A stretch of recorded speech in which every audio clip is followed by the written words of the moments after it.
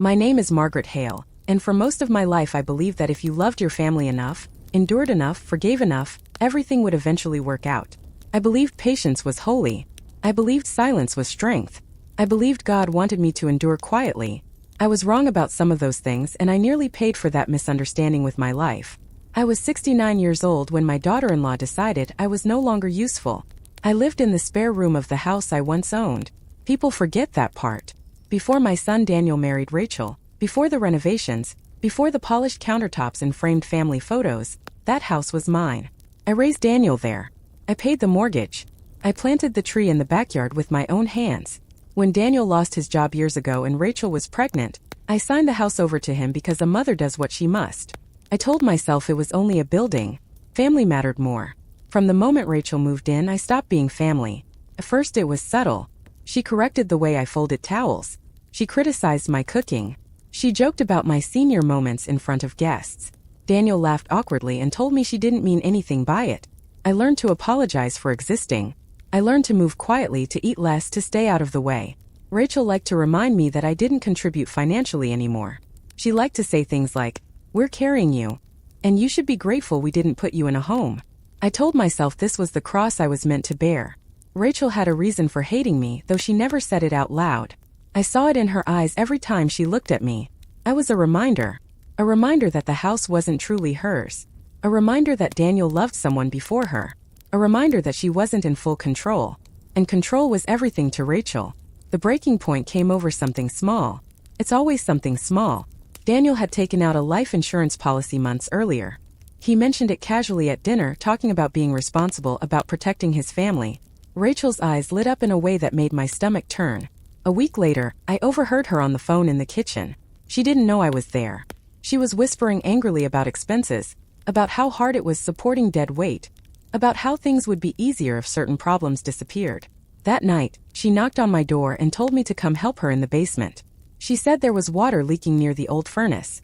Her voice was polite, too polite. My instincts whispered danger, but I ignored them. I had ignored them my whole life. The basement smelled like damp concrete. The single bulb flickered overhead. As soon as I stepped off the last stair, Rachel slammed the door shut behind me and turned the lock. The sound echoed through my bones. I turned slowly, my heart already racing. She didn't pretend anymore. "You know," she said calmly, "old people fall all the time, especially on stairs. Doctors write it down as an accident and move on." I told her to open the door. I tried to keep my voice steady. She laughed. Not loud. Soft. Enjoying herself. "You cost us money," she said. "You take up space. You make Daniel feel guilty. And now you've become dangerous." I didn't understand what she meant until she stepped closer and lowered her voice. "If you're gone," she said, "everything is simpler. The house is fully ours. The insurance kicks in. Daniel doesn't have to choose anymore. I'm doing what's best for my family. Her family, not mine." She shoved me toward the stairs. I grabbed the railing, my hand slipping. I begged her to stop. I told her I loved her. I told her Daniel needed her. My words meant nothing. She pushed harder. I lost my footing and fell backward, hitting the concrete wall. Pain exploded through my back and neck. I couldn't breathe. Stars burst behind my eyes. She stood over me, breathing fast, watching. "Don't scream," she said. "No one will hear you anyway." That was the moment I knew she truly intended to kill me. I couldn't move my legs.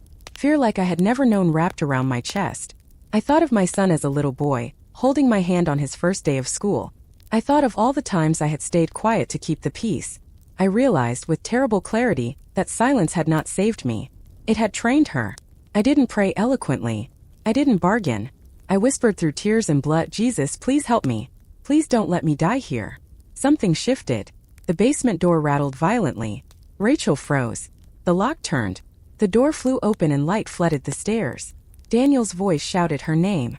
She jumped back as if struck. Her face changed instantly, terror replacing cruelty.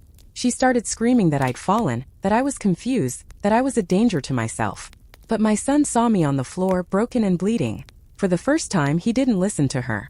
The ambulance came. The police came. Doctors documented my injuries.